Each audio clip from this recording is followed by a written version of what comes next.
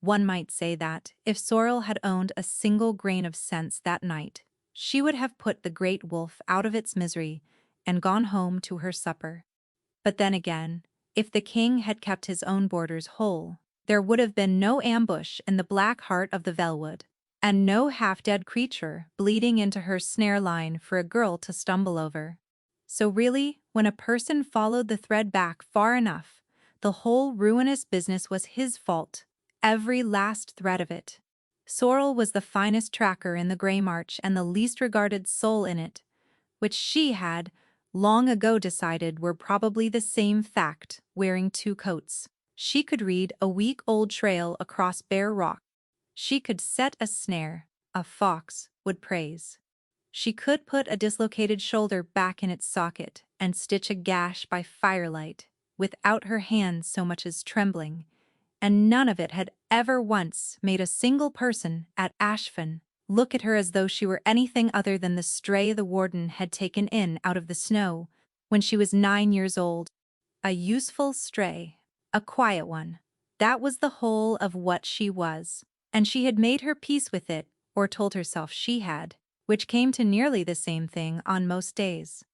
The night it stopped being true was cold enough to crack a tooth. She was running the far line along the Velwood edge, the one nobody else would walk after dark, when she heard it. Not a howl, worse than a howl.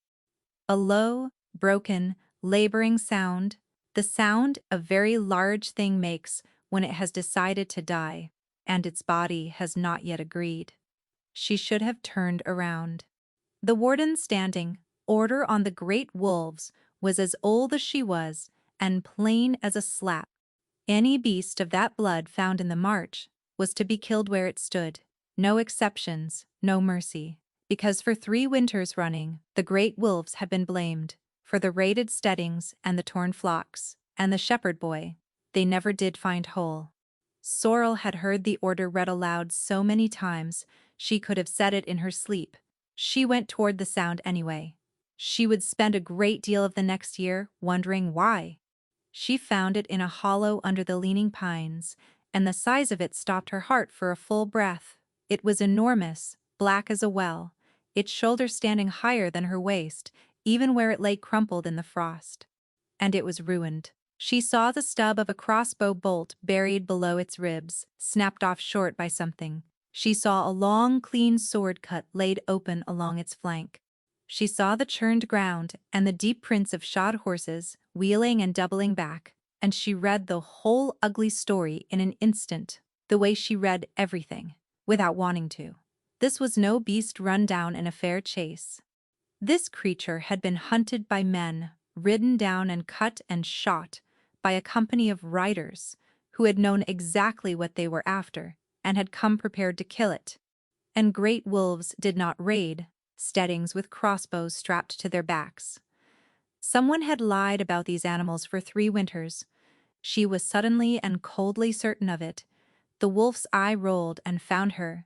And Sorrel, who had killed sick animals before and would again, knelt down in the bloody frost and could not do it. She never could say what changed her hand. Perhaps it was that the thing was so plainly the victim and not the hunter. Perhaps it was simply that she was tired of a world that decided what a creature was before it ever got a chance to be anything else, since she knew a little about that herself. She only knew that instead of drawing her knife across its throat, she drew it across her own sleeve, tore the linen into strips, and set to work. She packed the flank wound.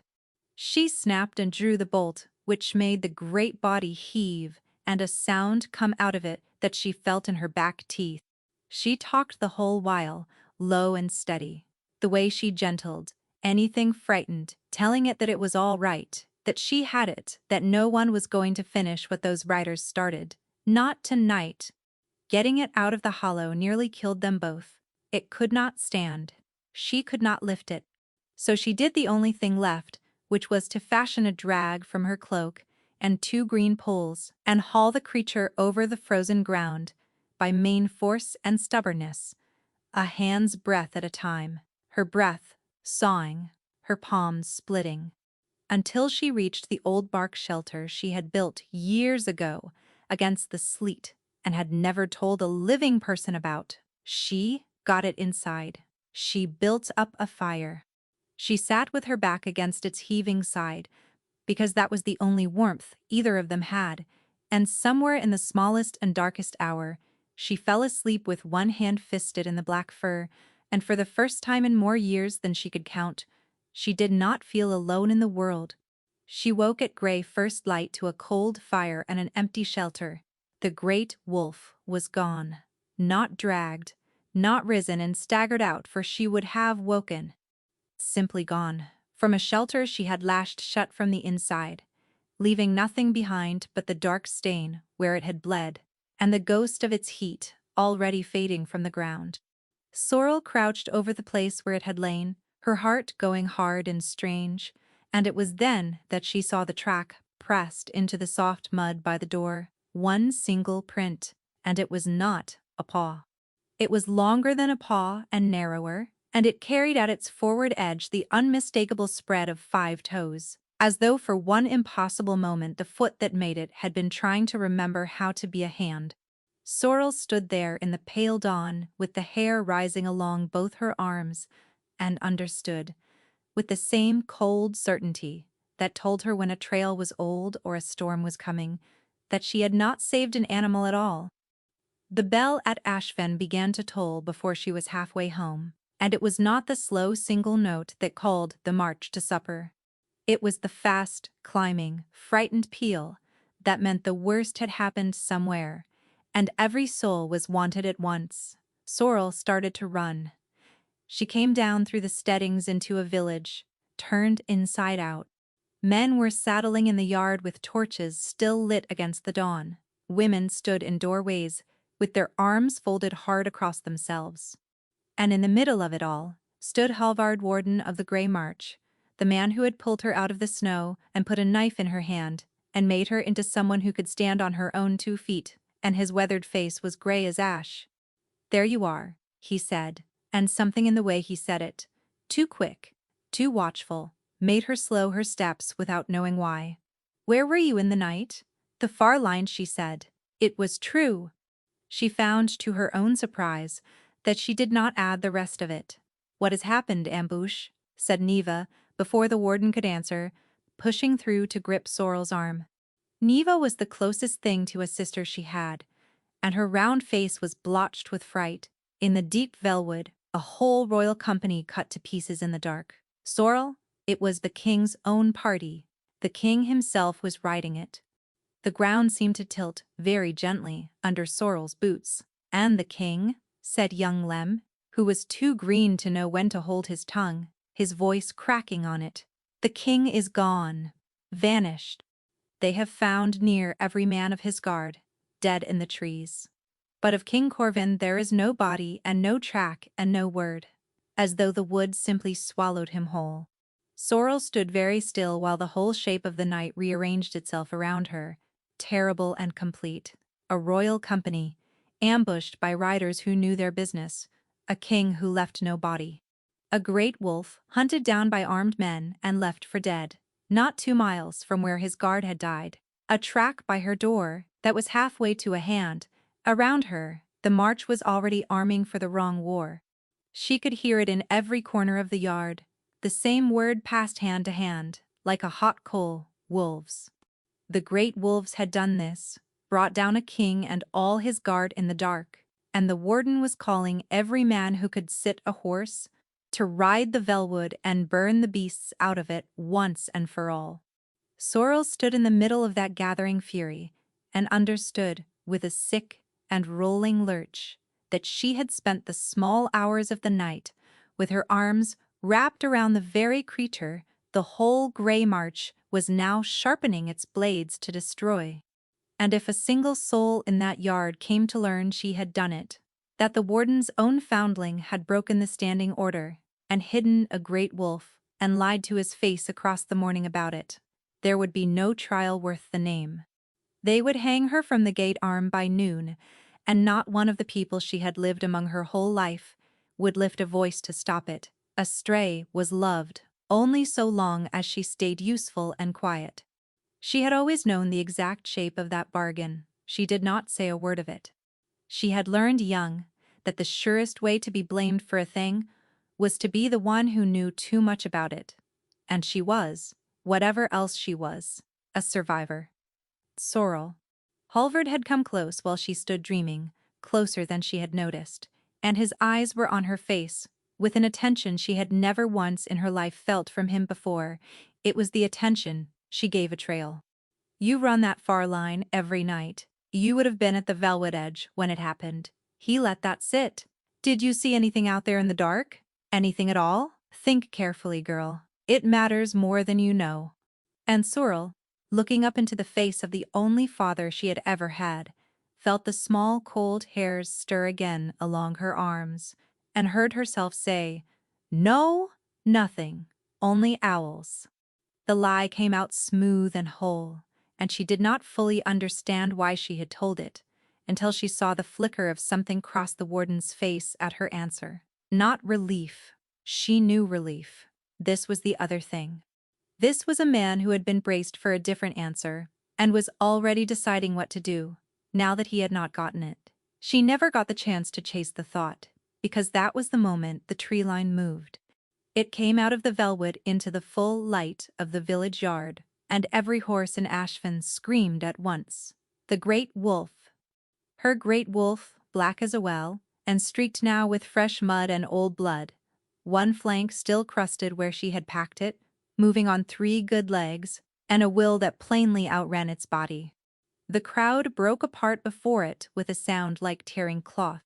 Bows came up along the yard wall, a dozen of them. Arrows knocked and drawn to the ear, and Halvard's voice cracked out over the panic, ordering the archers to hold, for reasons Sorrel would not understand until much later. The wolf paid none of it the slightest mind.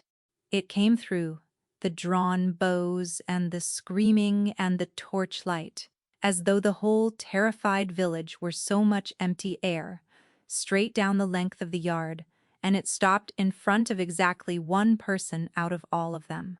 It stopped in front of Sorrel, and with the whole of the Grey March watching and not breathing, the great wounded creature that had vanished from a sealed shelter looked up into her face with eyes that were far, far too knowing to belong to any beast, and slowly, deliberately, as if laying something down at her feet, it lowered its huge head and pressed its brow against her hands. "Loose," said a voice along the wall. "Not the warden's." And a dozen bowstrings drew that last fatal inch. Sorrel did the only thing her body knew how to do. She threw herself between the arrows and the wolf, spread her arms wide across the whole broad ruin of it, and screamed at a village full of people she had lived among her entire life to put up their bows, or, by every god of the march, they would have to put one through her first. For one heartbeat, the yard held, drawn, and trembling on the edge of murder, and in that heartbeat the great wolf beneath her spread arms began, horribly and impossibly, to change. She felt it happen against her back before she saw it, felt the vast frame shudder and buckle and fold inward, heard the wet architectural sound of bone consenting to become other bone. The black fur drew back like a tide. The long skull shortened. And where a dying wolf had pressed its head into her hands, there knelt instead in the bloody mud of the yard a man, naked to the cold and gray with blood loss and shaking. Broad through the shoulder, dark-haired, with a healing sword cut laid open along his ribs in exactly the place she had packed a flank the night before. He lifted his head, and his eyes were the wolf's eyes, still, pale as winter, and every soul in Ashfin who had ever seen the coins or the great hall portraits knew that face, and the whole village went down into the mud on its knees in a single rolling wave. Sorrel did not kneel. She could not have said why, except that her legs had stopped taking orders and her arms were still flung wide over a man who a heartbeat ago had been a wolf, and the whole roaring world had narrowed to the single impossible fact of him shivering in the cold at her feet. The lost king of Caldmere had come home on 4 legs to the one person who had not tried to kill him. Corvin's gaze held hers, and his mouth curved into the ghost of something that on a stronger day might have been a smile. "There she is," he said, in a voice like gravel dragged over silk, pitch to carry to every straining ear in that yard. The woman who carried my life through the wood on her own two shoulders. Look well, all of you. By the hearth bond of the old kings, her blood and mine are answered to each other from this night. She is heartsworn to your king, and any hand raised against her is raised against the crown of Caldmere itself. A sound went through the crowd like wind through barley. The hearth bond. Sorrel knew the word the way everyone in the march knew it, from the old winter tales, the rite that was said to bind a fallen alpha to the one who carried his life, and that was said, in every one of those tales, to take only between true mates whose souls already answered to one another before the words were ever spoken. And that was the trouble. Because Sorrel had knelt in the frost with her hand fisted in that fur through the whole long dark and had felt no bond, no pull, no answering thread, nothing at all but pity and stubbornness and the cold. She had felt exactly what any stranger would feel for any dying thing. There was no bond between her and this man. She knew it the way she knew her own heartbeat, and yet the words had already done their work. She could feel it moving through the crowd around her, the great slow turning of it, every eye in Ashvin sliding to her and finding for the first time in the whole of her life something other than the quiet stray who mended their snares by the fire. A moment ago, a dozen of them had stood ready to loose arrows clean through her to reach the beast at her feet. Now they looked at her as though she had caught light. Heartsworn to the king, the plainest and least regarded woman in all the march, lifted in a single breath to stand at the very shoulder of the crown, and every scrap of it built upon a thing she knew for a lie, which meant the king of all Caldmere was kneeling in the mud of her village, bleeding, with the whole march as his witness, and lying through his teeth about the reason. The healers reached him then, and hands were lifting him, and a cloak was going round his shoulders, and the yard dissolved into shouting and weeping and running feet. But before they bore him away, his hand shot out and closed around Sorrel's wrist, with a grip that had no right to be so strong in a man so near death, and he pulled her down until her ear was at his mouth, and under the noise, for her alone, all the performance gone out of his voice, he said, "The men who ran me down in that wood were no foreign raiders. Whatever you hear them say by nightfall, the bolt they put in me was fletched with grey March goose.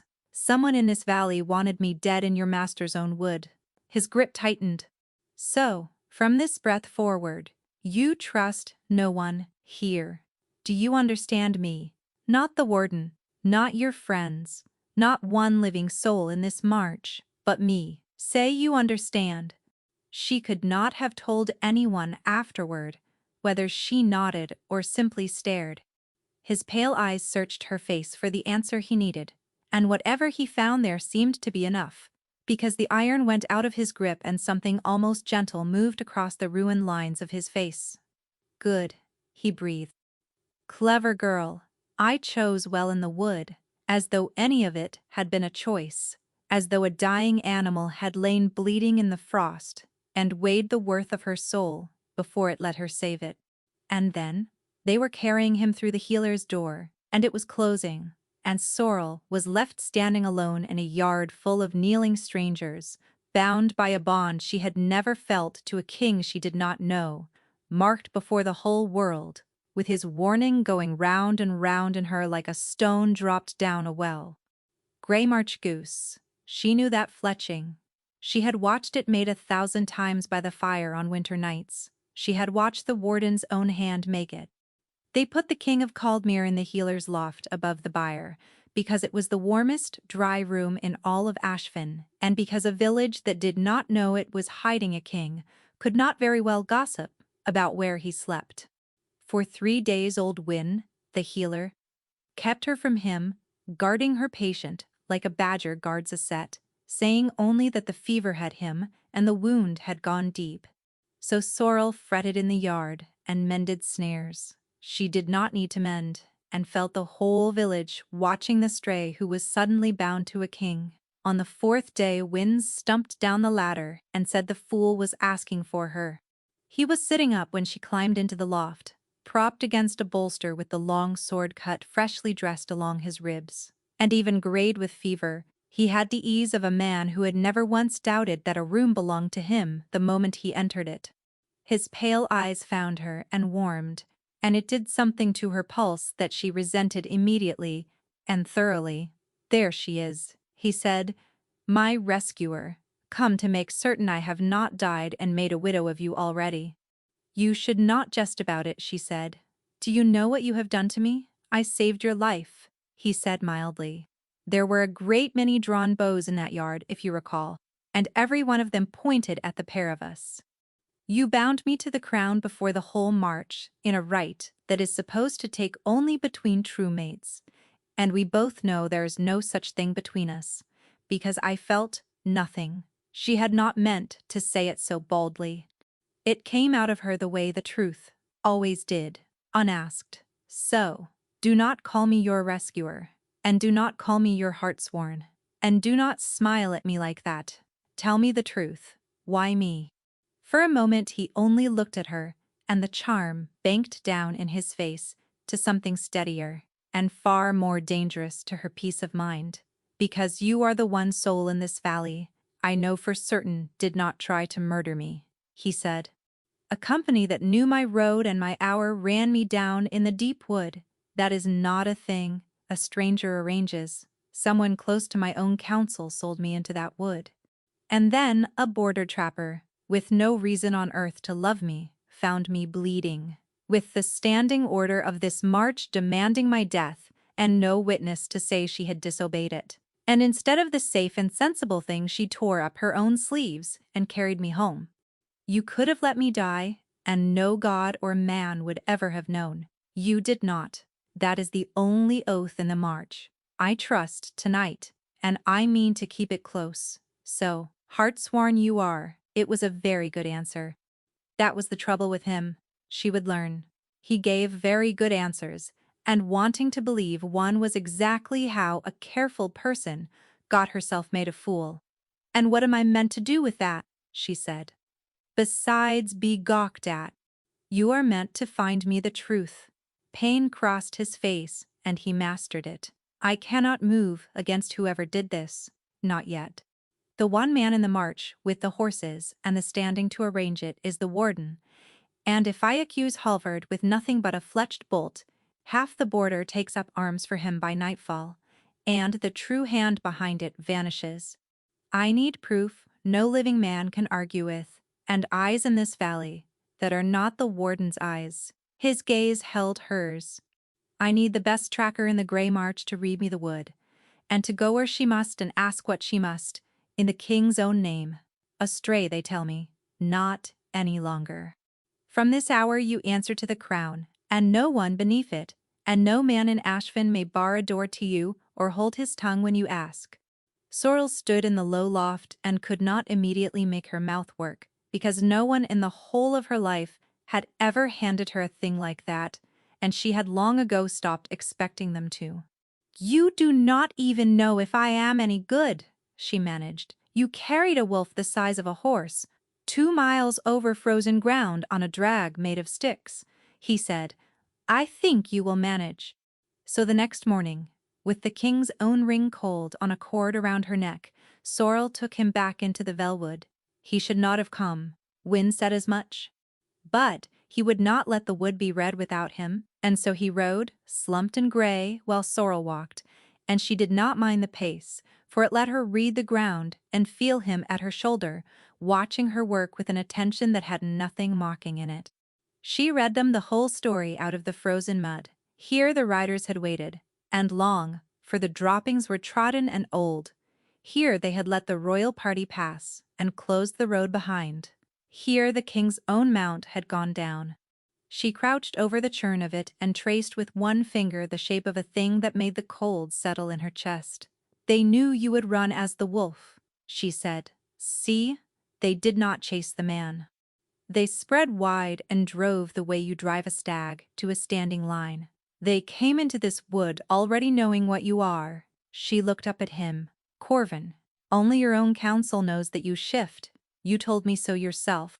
Something moved behind his pale eyes, and for the first time since the yard, she saw the king afraid. She never got to finish the thought.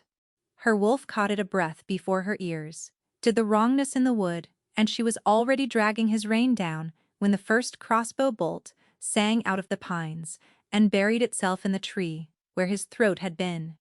They came out of the gray four abreast, blades drawn, moving with the ugly discipline of soldiers and not brigands. Sorrel put the horse and the king at her back and met the first with her skinning knife. She was no soldier and did not fight like one. She fought like a trapper.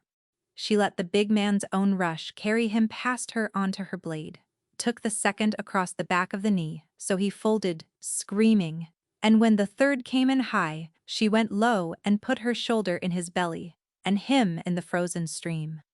The fourth was already running. A whistle cut the wood, clean and practiced, and the two still standing broke off in a hard, disciplined retreat, exactly as they had the first night, leaving their screaming fellow in the snow. Silence crashed back. Sorrel stood over the downed man with her chest heaving in blood, someone's running warm down her wrist.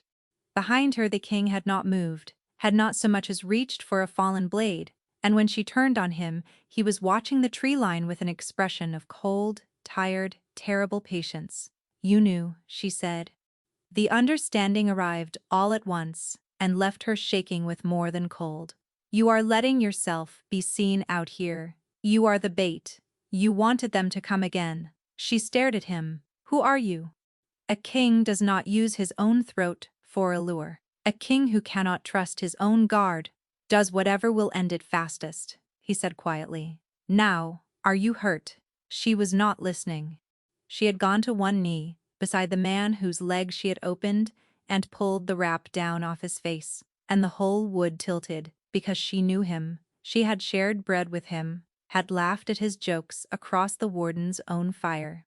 He was a rider of the Grey March. He was one of Halvard's own men. The enemy was not foreign, and had never once been far away. It had been sitting at her hearth her whole life. The weeks that followed were the strangest of Sorrel's life, and afterward she could never lay them out in proper order, because they ran together in her memory, the way a fever does, all heat and half light. The king did not go back to Duncarrow. He should have. 100 couriers a day should have carried word to the capital that the lost king lived. Instead, Corvin let the realm go on believing him dead or taken, and healed in secret in a border loft, and told her it was the only way, that a traitor who believes his blow has landed grows careless, while a traitor who learns his king crawled out of that wood alive grows very quiet and very quick, and takes his powerful friends and his poison and disappears where no proof can follow. So, they let the king be dead a while longer. And Sorrel, who was supposed to be reading the march for his enemies, found that she had somehow become the king's own shadow instead, at his side, through every waking hour, and that she no longer knew whether she stayed for the hunt or for him. Because he learned her world, that was the thing she had not been braced for. She had expected him to sulk through his convalescence, like the pampered thing she had called him drunk on scorn that first day. Instead, as his strength came back, he asked to walk her lines with her. He was hopeless at it at first, all king, too loud, too heavy in the wood, and she was merciless about it, and he took the mockery with a delight that unsettled her more than sulking would have.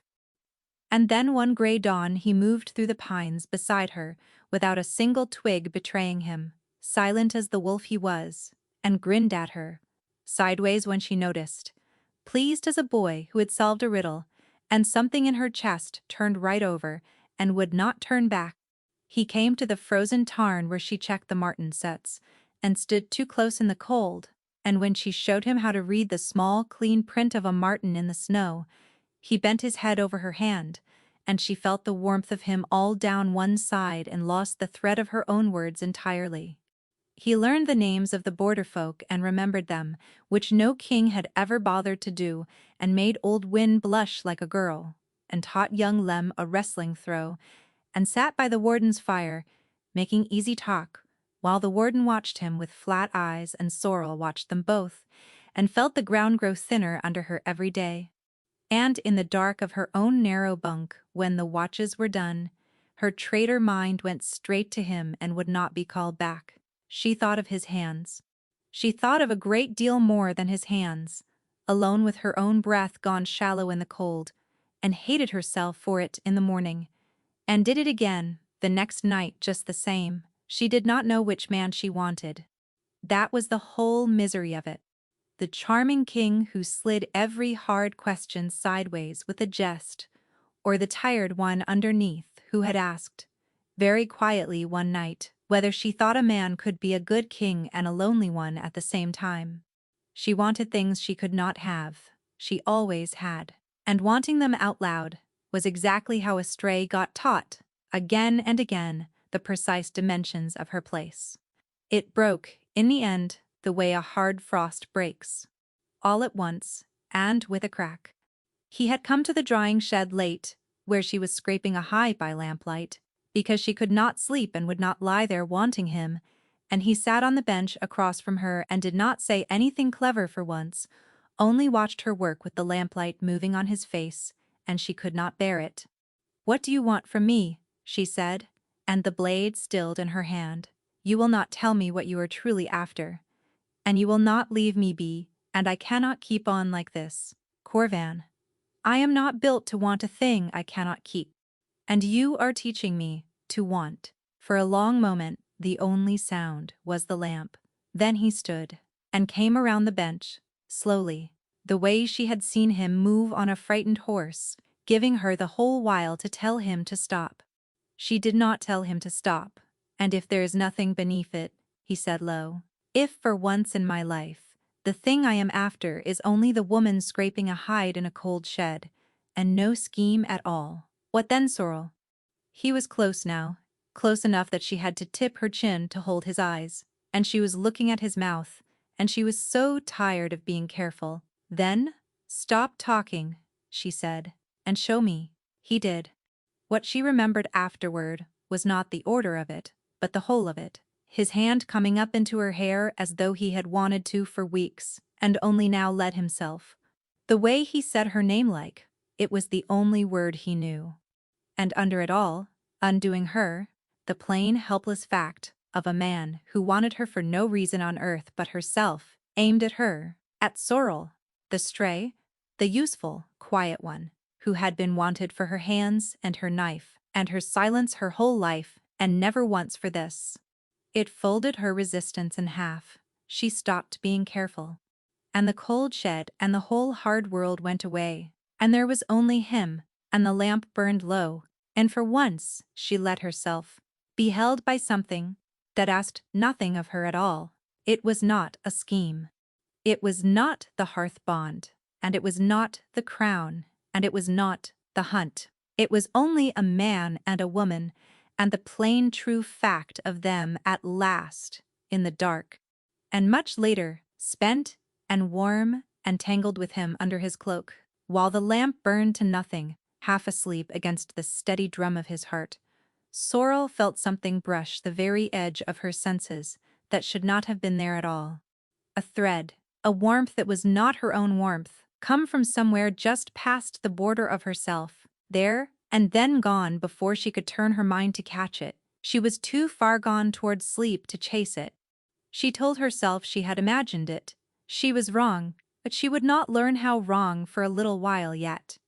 Midwinter brought the long night gathering, when the border folk crowded into the warden's hall to burn the year's dead branches and forget the cold.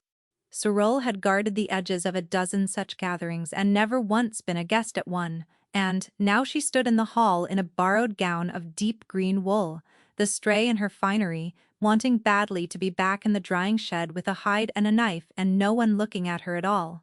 Then she found Corvan across the firelight, already looking at her, and the crowded hall thinned to nothing. He crossed to her through the press, and did not bow, which would have named him, but took her hand and tucked it into the crook of his arm as though it had always belonged there. "You look like the wood in winter," he murmured, for her alone. "Green and quiet and about to be the death of someone." "I look like a trapper in a stolen gown," she said, but her voice went soft and betrayed her. He drew her onto the gallery above the horse yard, where the cold came clean off the hills and the music thinned behind them. She had learned his face by now, the true smiles from the ones he wore like armor, and the one he had on now, looking out at the black hills, was not a smile at all. "You hate this," she said. He laughed, surprised. Out of himself? The real one. "Do I? You have worn the pleasant face all night, and it has not once reached your eyes. You hate it. Tell me why." For a long moment he was quiet. Then, still not looking at her, he said, "I have been the king since I was a year past a boy. Before I knew my own self, I knew the shape they needed me to be, and I wear it so well now that on the bad days I cannot find the edge of where it stops. And I begin. They need the king who is never afraid, so they can sleep believing the roof will hold. And I have worn that man so long I no longer know whether it makes me clever or only." He stopped. The false smile came up like a shield. "Only very well practiced at being no one at all. There, now you have the miserable truth of me, and you may laugh." She did not laugh. She reached up and turned his face toward her, and watched the shield crack down the middle. "I have spent my whole life being seen as one thing," she said, "and it was never the true thing either, so I know a man wearing a face that is not his. Hear me, Corvin. The one underneath, the tired one who just told me the truth when he did not have to. I like him, not the king. Him. Very much." Something broke open behind his eyes, and he said her name like it hurt, and kissed her. And the world came apart, because it was not the heat this time. She knew the heat by now. This was wholly other. It came in through the place where they touched, a flood of relief and terror, and a fierce raw tenderness, and a loneliness so old it stole her breath, and none of it was hers. It was his. She could feel him, his whole hidden heart laid bare, and pouring into her through a bond she had sworn on her life did not exist. She wrenched back with a gasp, her hand flying to her chest. Corvin's eyes were black and wide. "You felt it," he said, and it was not a question, and there was a terrible hope in it. "The bond is real. It has always been. That is why the wolf came back to you. That is why I chose the words in the yard without knowing why." He took a step toward her, his hand coming up. "Tell me you felt it." Every instinct she had built over a lifetime of being astray, of learning that the things she let herself want were the exact things used to break her, rose up at once. "It was only a kiss," she heard herself say. He went utterly still. "A kiss," he repeated. The hope drained out of his face and left something worse. "Yes, of course, it was nothing." But his voice had gone careful and distant. The voice of a man closing a door he had only just dared to open, and she hated herself the instant she heard it, and could not take it back. Because taking it back meant it was real, and if it was real, she had far more to lose than she could bear. Neither of them heard old Wynne come out onto the gallery until she spoke. "Your fever draught, my lord," the healer said, holding out the cup she brought him every night against the wound. Wynne mixed it herself, same as always. "Drink it warm." Corvin turned to take it, glad. Sorrel thought sickly. Of anything to turn toward that was not her. His fingers closed on the cup. And Sorrel's wolf came up snarling so fast that she moved before she had a thought behind it, her hand striking the cup from his grip so it burst on the stone. "Do not drink that." Her own voice frightened her. She was already on her knees over the spreading dark of it, and the smell hit her, sharp and green and bitter, under the honey and the wine. She looked up at Wynne, whose lined face had gone slack, and knew with the cold certainty that never lied to her that this had not come from the old woman's hands. "There is something in it," she said. "Something that has no business in a healing draught, and enough of it to do a man real harm, let alone one run half to death a fortnight past. Someone tampered with it after it left her fire." She rose, and understood that whoever wanted the king dead was not out in the wood tonight. They were inside the warden's hall. within arm's reach, and had been all along. The color had gone from Corvin's face, but it was not fear that settled into it. It was decision. "You will tell no one," he said, low and hard, his hand closing on her wrist. "Not Win, not the warden, not a soul. If it becomes known, the king lives and is hunted inside this march. The hand behind it runs, and everything I have bled a month to build falls apart in a night. I am close. Trust me, hold your silence, and let me finish this my way. Promise me." Every part of her still trained to put her body between the vulnerable thing and the blade said no, screamed that trusting him to walk back in there smiling was madness. But she could still feel the ghost of his stripped bare heart against her own, the thing she had just denied and could not unfeel, and she heard herself say, "All right, I promise." Relief crossed his face. He pressed his mouth to her forehead, and she felt it again through the bond, that helpless rush of him.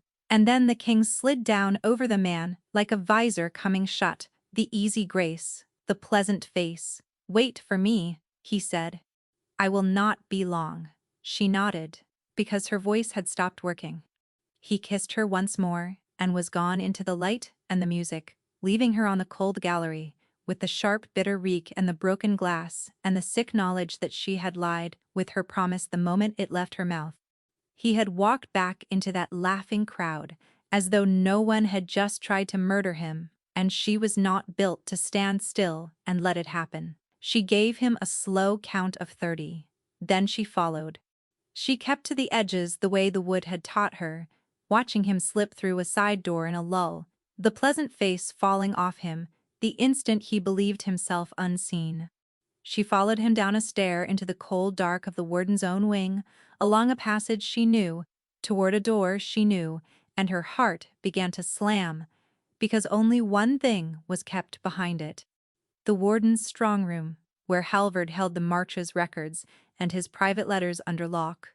The door stood ajar, lamplight moved within. Sorrel pushed it open without a sound. Corvin stood behind the warden's own writing table, with the lock forced and the strongbox open, and a sheaf of papers in one hand, and he went very still when he saw her in the doorway. And for the first time since she had known him, the king of Caldmere had no ready answer. "Sorrel," he said quietly. The papers did not move in his hand. "This is not the thing you believe you are looking at." "Then do not tell me what it is," Sorrel said, and her own voice came out flat and strange. For a long moment Corvin did not move. Then he turned the papers around on the warden's table, set the lamp beside them, and stepped back, and let her read. She was very good at reading. That was the cruelty of it. She read a ledger kept in Halvard's own careful hand. 2 columns, the true one and the one shown to the crown, and the gap between them ran back 3 winters and wide enough to drown in. She read supply lists, for spears and grain and lamp oil requisitioned twice, and delivered once. The difference gone somewhere with no name on it. She read a letter under a mark she did not know that spoke of the Grey March as already half bought, and of a border that would open the day the Wolf King was in the ground. And she read, tied in a bundle with cord, the thing that stopped her breath. A muster roll of the men Halvard had armed against the great wolf raids, and beside 3 of the names, in the warden's own hand, quiet notes on where each had ridden on the nights the raids were said to have fallen. Which was to say, the nights Halvard's own men had done the raiding, and burned the steadings, and let the wolves take the blame that armed him further. There had never been any raiding wolves. There had only ever been Halvard, making a monster of the wolves, so that no one would look too closely, while he made a far worse one of himself. The paper trembled in her hand. She set it down so he would not see. "You came to the march yourself," she said slowly, because her mind would keep working even while the rest of her broke, riding light and alone, and as the wolf, so no one would send word ahead. "You came to find where the crown's coin was bleeding out. I trust few men with a purse, and fewer with my life," Corvin said. "I trusted none in this valley. So I came, as the only thing in the world that answers to no one." And your warden heard, the wolf was in his wood, and knew exactly which wolf it was, and set his hounds on me before I ever reached his gate. She made herself look at him. "And me?" she said. "Where do I sit in this, your majesty? Tell me the whole of it, you owe me that much. Of the truth if you owe me nothing else." He was quiet a moment too long, and the quiet told her before the words did. "You are Halvard's foundling," he said at last, low. "His most trusted. The one soul in the march, with the run of his house and his confidence and his keys. When I woke in that loft and understood I could not trust a single sword in this valley, I understood also that there was one door already standing open to me. You. Bind the warden's own girl to the crown, and the king has a reason to stay, and eyes inside the warden's walls, and a way in that no one would ever think to question." He did not look away from her, which he supposed was its own kind of courage. So, yes, the hearth bond was true, and it was also a lever, both at once. I will not stand here and tell you it was only ever the one. Something in her chest folded quietly shut. "I was a way in," she said. "You were a way in. And then you were a great deal more than that. And I did not lie about the second thing, even when I should have told you the first. Do not." Her voice cracked, and she hated it. She was thinking, absurdly, of every hour she had spent at his shoulder reading him the wood, believing that a king had looked at a stray and simply wanted her. "You knew. You watched me put my own body between you and a blade twice over. You let me into that shed, and in all of it you never once said, 'By the way, Sorrel, the whole of you is a door I mean to walk through.' Because at first I could not be sure of you. He said you were his, and later, he stopped, and for the first time the steadiness in him frayed straight through. Later I did not tell you, because I knew you would not believe me. Not over the man who pulled you out of the snow. You would sooner think the king a liar than think Halvard a traitor, and I could not risk you running to him with it. And look at your face now and tell me I was wrong." She could not tell him he was wrong. That was the worst of it. It was a good answer, and she hated that it was good, and she hated more that some cold, clear part of her had already believed the papers the moment she read them. "You are wrong about him," she said. Anyway, because she had to, because Halvard was the one thing in her whole life that had never been a lie. "He took me in. He put a knife in my hand. He made me into someone who could stand." "He made you into someone who would kneel and call it standing." Corvin's voice had gone terribly gentle, and it was worse than shouting. "Think, Sorrel. He did not take a nameless foundling out of the snow to make her strong. He took her to make her grateful. A girl with no kin and no name, taught from 9 years old that she is worth exactly her hands and her silence and not one thing more, is a girl who will never be believed if she talks, and will never think to. Everything you are so certain you are, the stray, the useful quiet one who has made her peace with her place. He built that. Brick by brick, winter by winter, because the safest witness a guilty man can keep is a woman who is sure she is nothing." The whole room went very quiet and very cold, because she could hear it. She could hear 100 small moments arrange themselves suddenly into a shape she had never once let herself see. Halvard's hand on her shoulder, steering her always to the edges, always to the far line. No one else would walk. His quiet approval every time she asked for nothing. The way he had never in 14 years let her be seen. "No," she said, but it came out of her the way a thing comes out when it is already too late to stop it. "Sorrel." He reached for her, the way he had on the gallery, and she stepped back so hard her spine met the doorframe. He stopped at once, the touch ungiven. "There is a traitor in this march and a foreign hand behind him, and I need—" He caught himself, forced better words. "I need you." And there it was.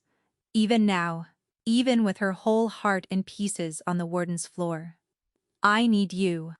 Not I am sorry, not I should have told you. I need you, still, the useful thing, the way in, the door." "Good night, Your Majesty," she said, and she walked out into the dark of the corridor. "There you are, girl," said Halvard's voice out of the shadows. Warm and low and terrible, and Sorrel's whole body went cold. "I have been looking everywhere for you." He was standing at the turn of the passage, and he had been standing there some while, she thought, and his weathered face in the low light wore an expression of such gentle fatherly concern that for one wild instant the old habit in her nearly ran to him.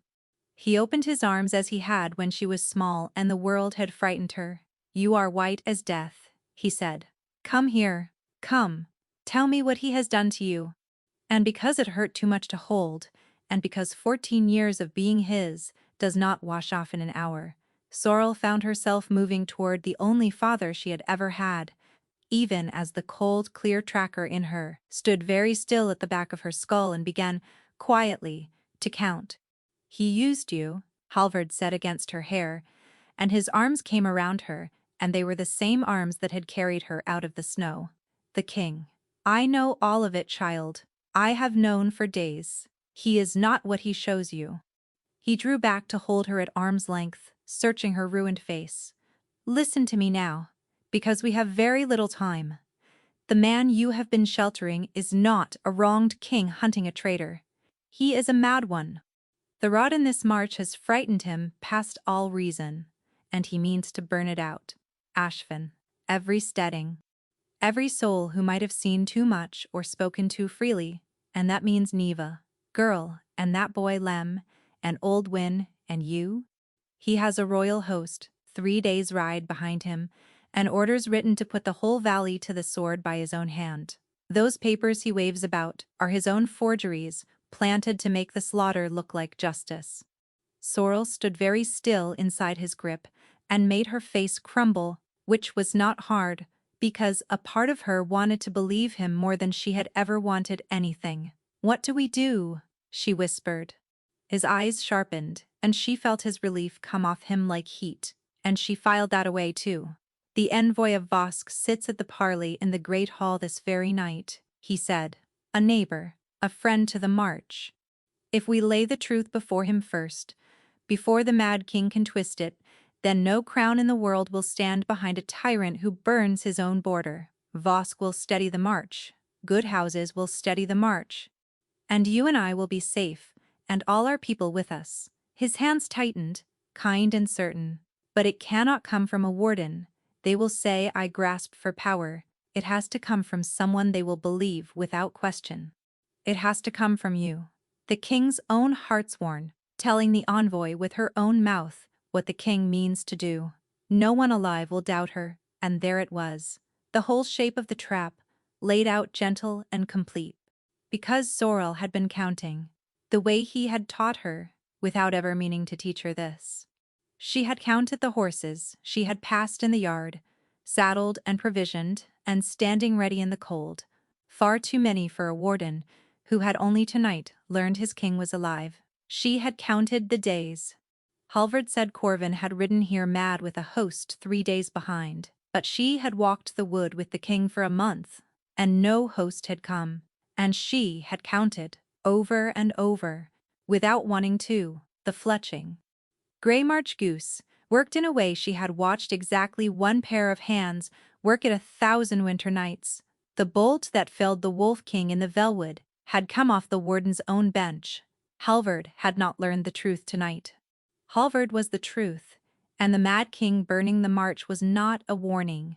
It was the story he needed her to tell, so that a foreign crown would swallow the border while the true king hanged. Every instinct she owned screamed to say so to his face and reach for her knife. She did neither. She was one woman in a passage against a man who could call every armed rider in the march with a shout, and one wrong word now and the whole valley went up in a war he had spent 3 winters building.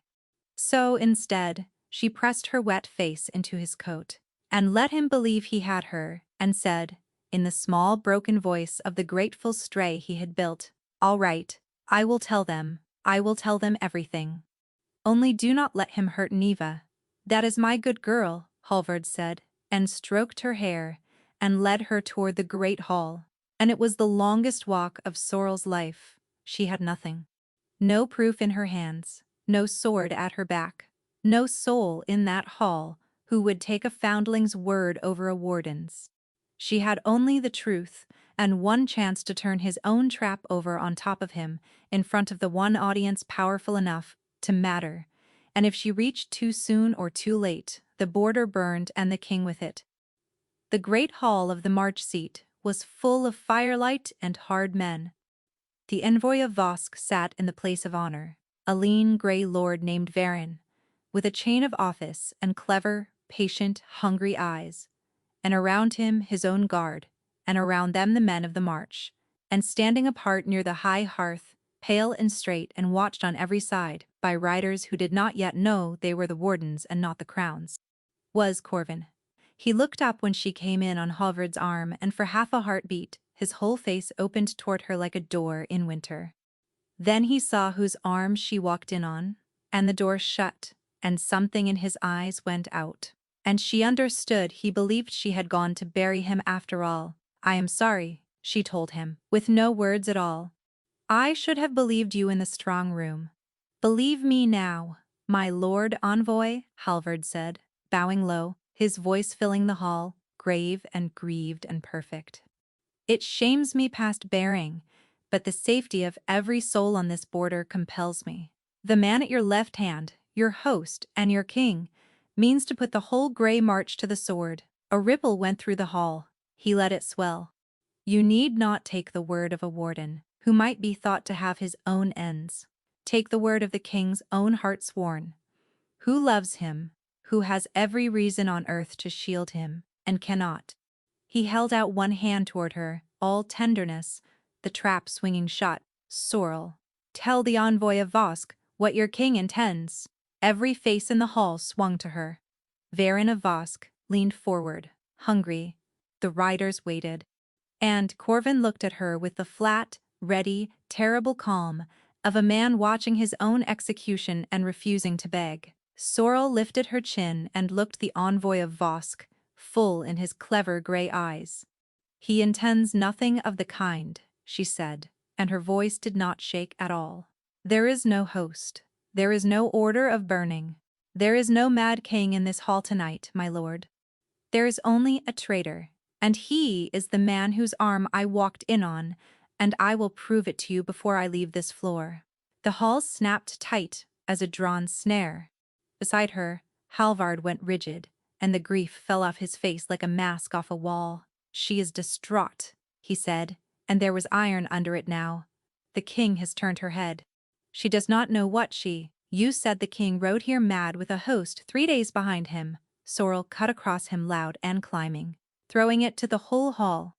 "I have walked this wood at his side for a month and more, and no host has come, and every soul in Ashfin can swear it. You said his papers were forgeries. Then, a search of your strong room cost you nothing, warden, so let the envoy send his own men, not yours, to bring what is locked there and read it aloud." She swept the room with it, her tracker's voice, laying the trail out plain for men who could not read it themselves. "You will find a ledger in the warden's hand with 2 columns where there should be 1. A letter under a foreign seal promising this border to a friend across it the day the king is dead. And the fletching that made the bolt they put through your host in the Velwood a month past, when this warden's men rode down a wolf they knew was their king, and left him to die in the snow. Grey March goose, worked to a pattern 1 bench in this valley cuts. His bench. I have watched his hands make it since I was 9 years old." "Enough," Halvard snarled. "A search costs an innocent man nothing," said Varin of Voss quietly, and his hungry eyes had gone cold and careful, "because an exposed traitor is worth nothing to any crown," and he had felt the ground shift under his own feet. He lifted one hand to his guard. "Bring what is in the warden's strong room. His men stand where they are." And Halvard's face changed. The grave and honest warden of the Grey March was simply gone, and what was left in the firelight was cornered and old and afraid. And Sorrel saw the exact instant he decided that if he could not have the hall, he would at least have her. The knife came out of his sleeve on the word. She had known it would. She had watched him make that draw 100 times across the practice yard, had drilled the counter under his own eye until it lived in her hands below thought, and that was the single mercy of the whole black night, because when the man who had built her cage came at her with a blade, she did not have to think at all. She turned into it instead of away, caught the knife wrist in both hands, wrenched it down and across the way he had taught her, used his own weight and his own rage against him, and put the warden of the Grey March face down on the flagstones of his own hall with her knee hard between his shoulders and his arm bent up wrong behind him. She bent low to his ear in the ringing silence, and said the only thing she had left to say to him. "You made these hands, Halvard. You should never have forgotten what you made them for." Then the envoy's guards had him and hauled him up, and the papers came and were read, and the reading went on in the hushed hall, while every word drove another nail, until there was no crown in the world that would stand behind the man on his knees, and the border did not burn. Varin of Vosk withdrew his hospitality from a proven traitor with the smooth speed of a man who had never been anywhere near a plot in his life, and by the gods, perhaps he had not, or perhaps he simply knew a lost hand when he saw one and folded it. Either way, the march was steadied and the king was safe, and it was over. And Sorrel stood in the middle of a hall full of people who had watched a stray save a crown, and had never in her life felt so hollow. Corvin came to her, through the noise and the wreckage, as the guards dragged Halvard out. He stopped an arm's length off, as though he had learned at last not to reach.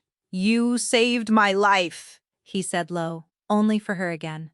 "After everything I did, you still—" "I came to stop a traitor," Sorrel said. That is all it was. The light in his face flickered and struggled. "The bond is real, Sorrel. You felt it on the gallery. Whatever it began as, it is real now, and it does not matter whether it is real," she said, and her own coldness frightened her, because it was the only wall she had left. "I saved you because a traitor had to be stopped, and because I could. Not one breath of it was forgiveness. You used me, Corvin. You and him both. I was a door to be walked through, and a hand to be aimed.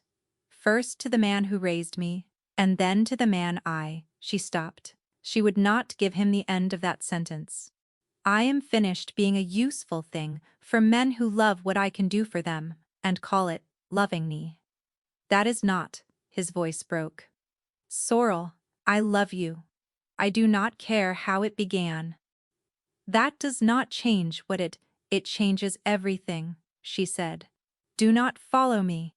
And she walked out of the great hall of the march, past the envoy and the guards and the staring men, out into the cold, clean dark of the yard, and no one dared to stop the woman who had just brought down a warden, and she was glad of it, because if a single soul had spoken kindly to her she would have shattered on the stones. She went back to the wood, because the wood had never once wanted anything from her, but that she read it true. For a fortnight, she ran her lines like a woman running from a fire. She rose before light and worked past dark, and let the old animal rhythm of the woods scour her clean, or tried to, and told herself with every cold mile that she had done the right thing.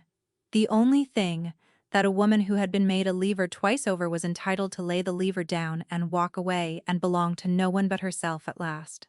She had her name back, Sorrel of the Grey March, who brought down a traitor, whom no one would ever again mistake for a stray. It should have been enough. She had spent her whole life telling herself that less than this would be enough. The trouble was the bond. She had tried to smother it the way you smother a coal, with silence and distance and work, and it would not die. It sat behind her ribs like a second pulse, and in the small hours it carried things across the dark to her, whether she willed it or not, faint and unwanted, the shape of him somewhere far off, grief, mostly. A grief so patient and so bottomless, that twice she had woken with her own face wet, and no dream to blame. She starved it. She told herself it was her own heart she was feeling and not his, that the bond was one more lever, and she would not be moved by it, and she was lying, and some nights she pressed both hands flat to her chest over the thing she would not name, and told it fiercely, "Be quiet. He is not mine. Finding him is not my task any longer." It was not all it was. She had known that from the first flicker in the drying shed. She had simply not been ready to know it. She was skinning a hare by her own small fire on the 15th night when Neva came crashing through the trees without a torch, breathless, wild-eyed, and Sorrel was on her feet with the knife already in her hand before her friend got a word out. "He is gone," Neva gasped. "Sorrel? The king?" He went back to Duncarrow a week past to take up his crown again and put the realm to rights. And 3 days ago, he walked out of his own palace in the dead of night. No guard, no word, no horse from the stables, nothing. Half the realm is out searching. They are saying he has run mad after all, or been taken, or, she pressed a hand to her side. They sent word, even here. They are asking, has anyone seen the king? Sorrel, no one has seen the king. And Sorrel stood very still by her little fire, with the wood dark all around her, and felt the thing behind her ribs that she had been starving for a fortnight, and knew, with the cold, flat certainty that had never once in her life lied to her, exactly where he was. She had smothered the bond so long that opening it was like opening a door onto a storm. It hit her all at once and drove the breath clean out of her. Grief, first.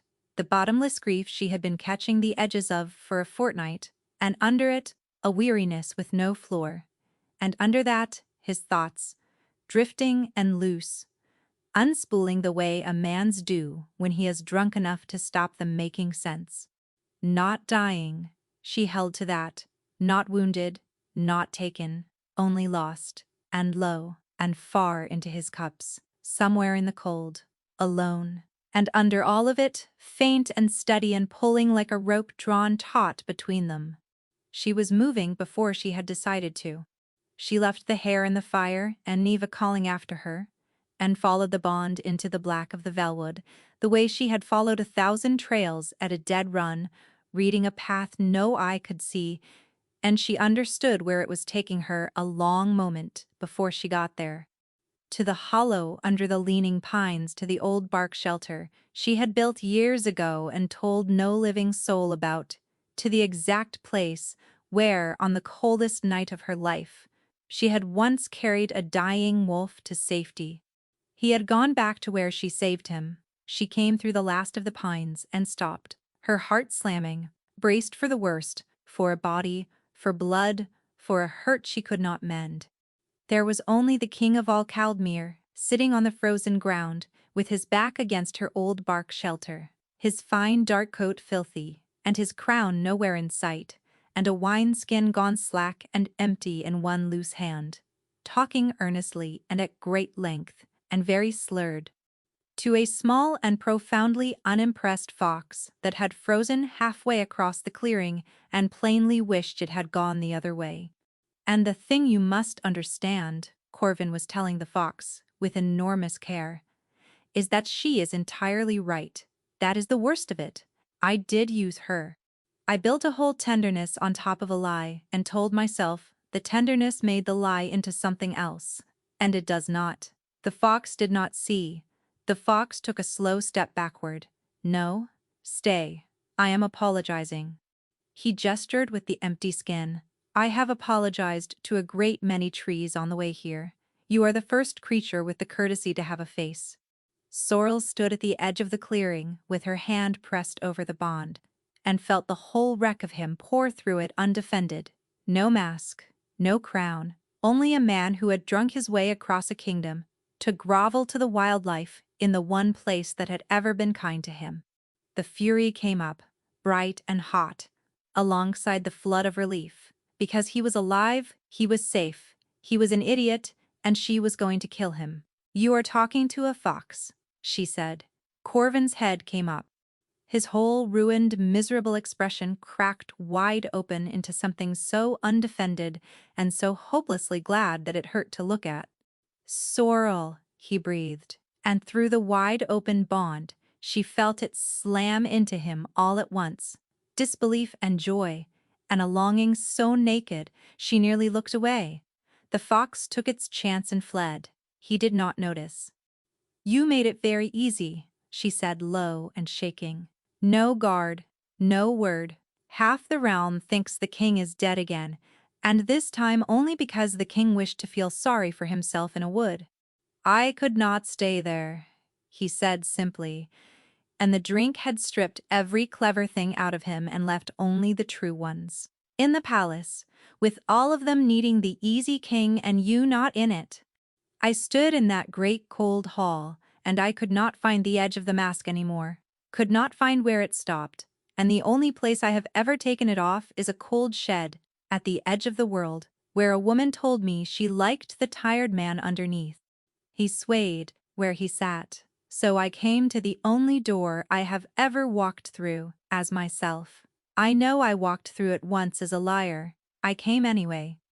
She crossed the clearing and crouched in front of him, close enough now to see how thin he had gone, how little he had cared for himself, and she took the empty skin out of his hand because her own hands needed something to do that was not touching his face.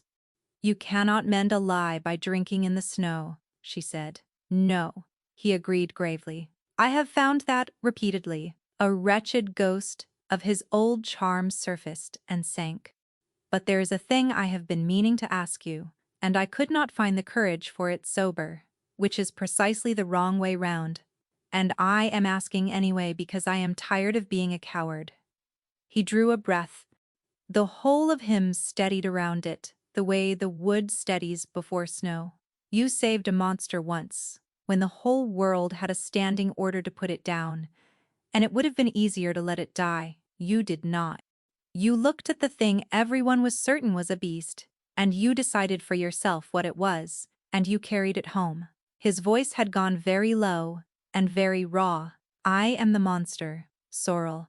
I am the thing they all fear in the dark. And I am asking you to do the impossible thing, one more time. Not the king.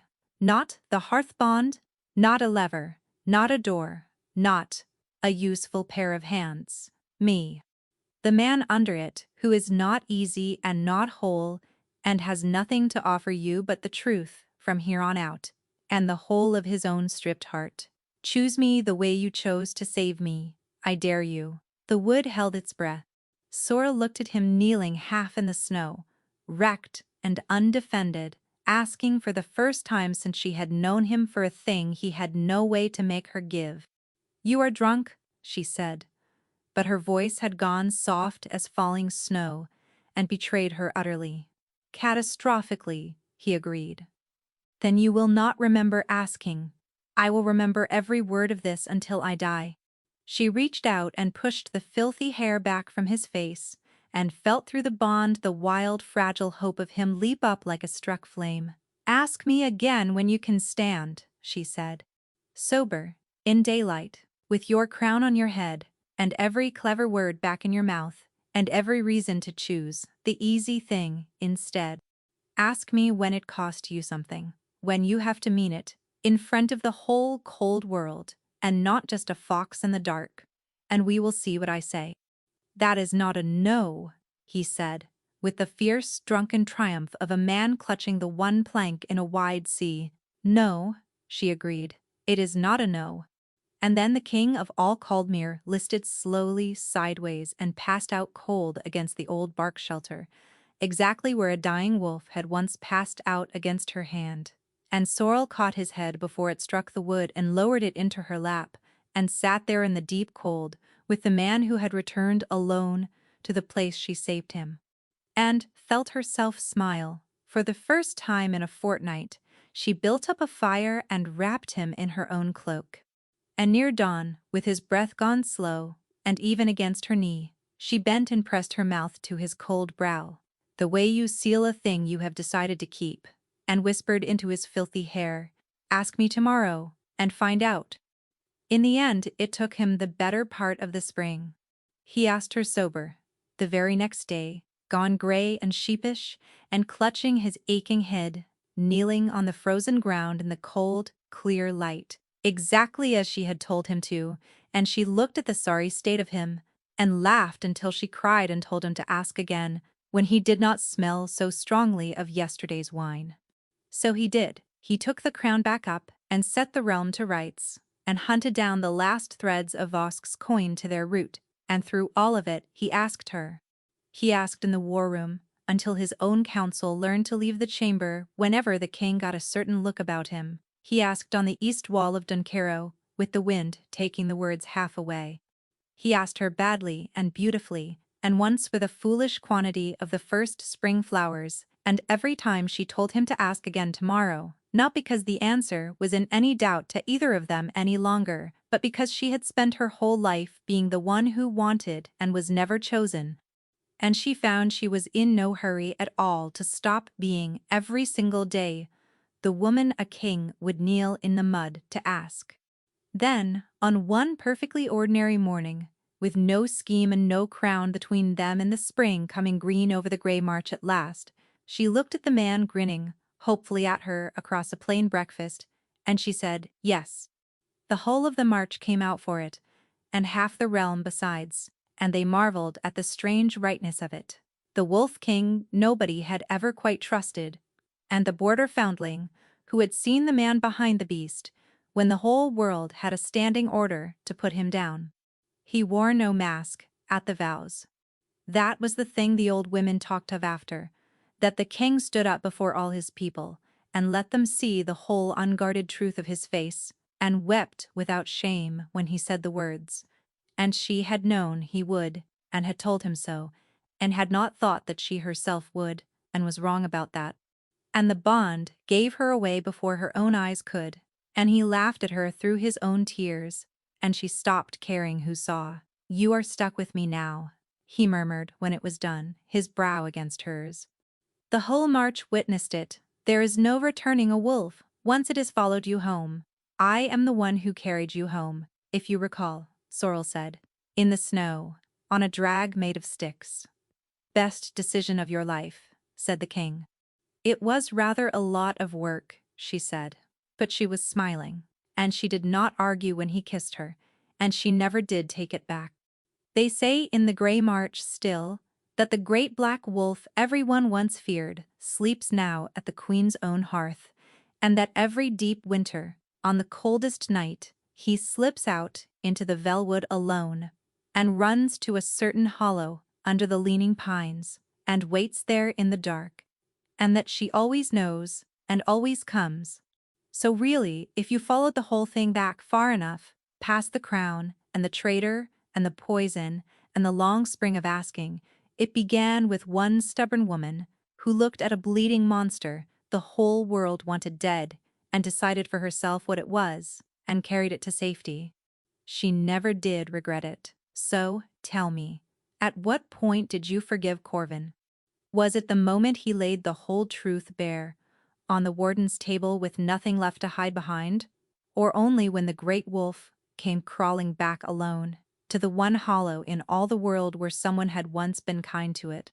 Or are you like Sorel, and think a king ought to have to kneel in the snow a good while longer before a stray takes him back?